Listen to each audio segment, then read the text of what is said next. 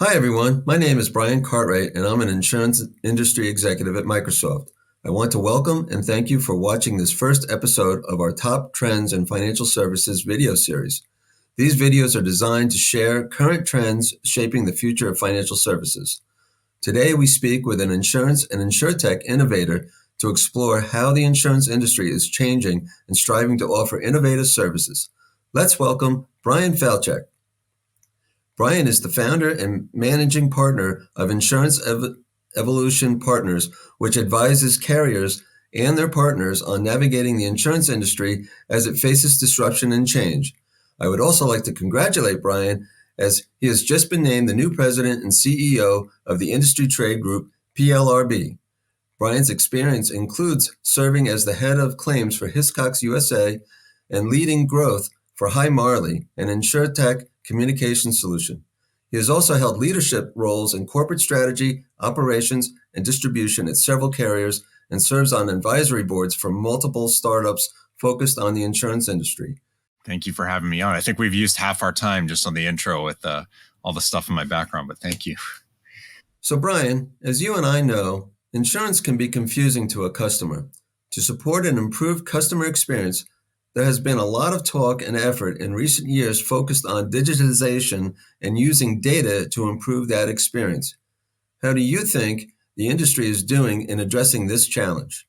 I think that there's been a lot of talk and action, more importantly, and obviously, on the back of a lot of what we had to do to respond to the changes in the way we work through COVID. You couldn't be on site, you couldn't be in someone's house. It was harder to get medical care. There were all of these things that, especially in the claims delivery, made it really hard to sort of keep the lights on. And the industry has responded in some really interesting ways, either carriers themselves, with some third-party partners, some new technology that's been put out, or partnering together and building things together to, allow people to adjust claims through their mobile phone, doing more on the communication front, recognizing, we're all tied up on Zoom and Teams calls all day and not able to, pick up the phone as much as we used to. So carriers are using chat and text and different communication modalities more than we have in the past.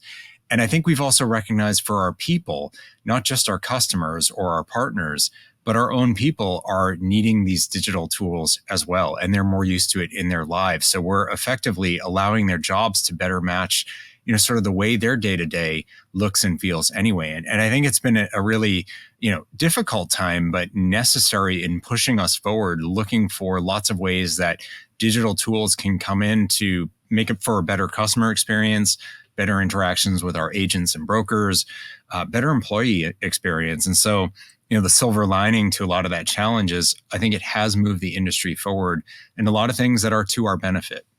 Obviously, using technology to improve how insurance companies serve customers is a huge transformation. But what are some of the other changes in the industry that digitization has unlocked? I want to key off on that word unlocked because I've, having run a claims team, I was constantly seeing so much of the information, and I use information differently from how I'd use data.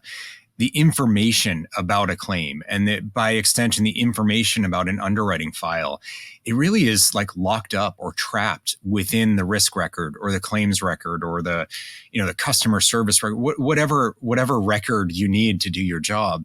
The details are in notes that people are writing, employees are writing in the comment sections. They're in PDFs that are uploaded, maybe image PDFs. So they're not even text PDFs that you could really easily extract data from. They're in chains of emails, people's heads, but it's all trapped and it's all disparate and disconnected. And yes, there have been really interesting tools that can try to pull through natural language processing and object character recognition and other things, pull that trapped information out so it could be data.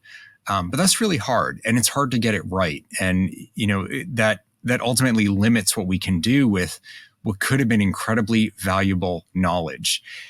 As we've digitized, things that would have been in these trapped, like locked up moments of information suddenly are what I would call decisionable or transactable data.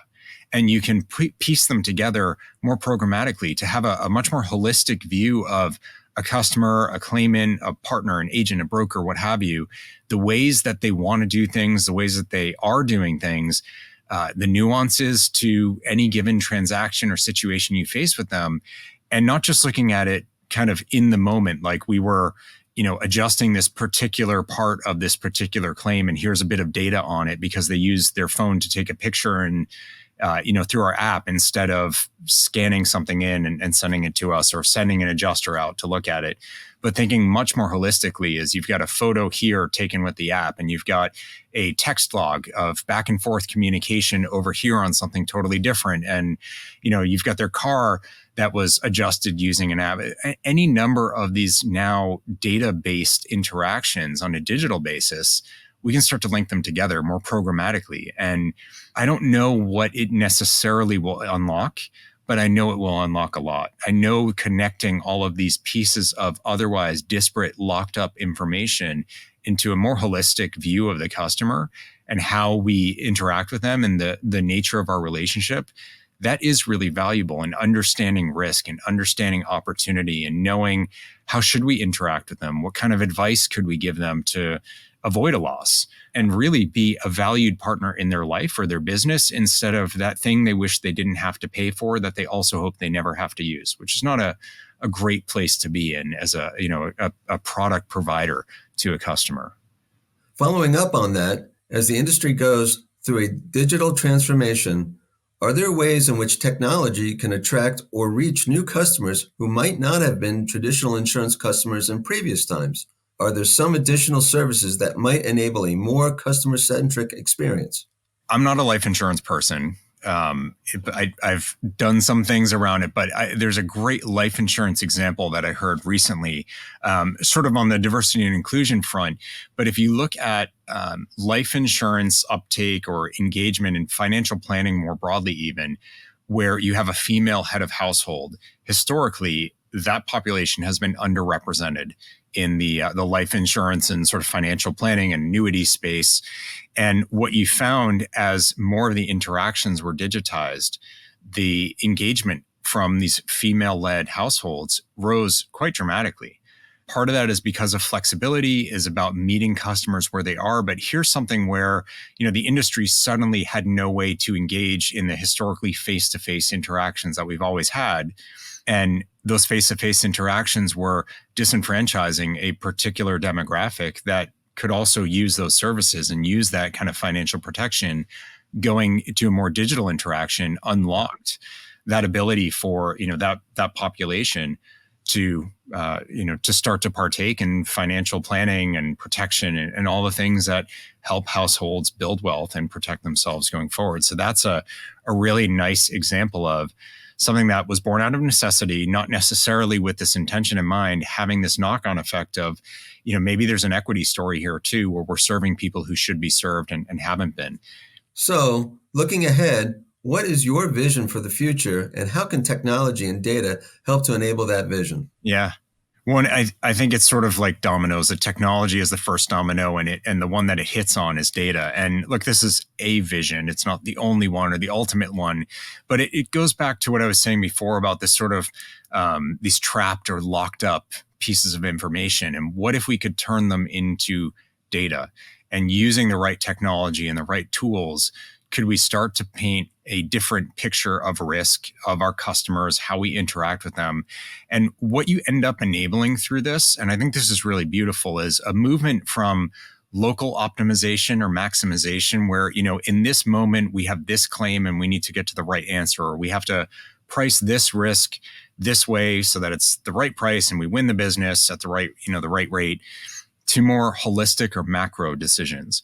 So it's not just about how you acquired that customer at new business, it's how you acquired them and served them and handled that claim. And what is the total lifetime picture of your interactions with that customer? That's a macro kind of optimization. And it may force you to make what would have been less optimal decisions in any micro moment, but you'd never know that if you couldn't piece it all together. That, I think, is, we talk about all the big sort of like 2030 and beyond visions of what insurance could be. And it's about experiences instead of assets, and, ensuring people's mobility instead of their car, all those kinds of pictures. I really think we have to step out of the optimizing micro moments and be able to piece things together at a much more holistic level to be able to do that. That's impossible without being able to connect all of these different seemingly disparate data moments that we experience.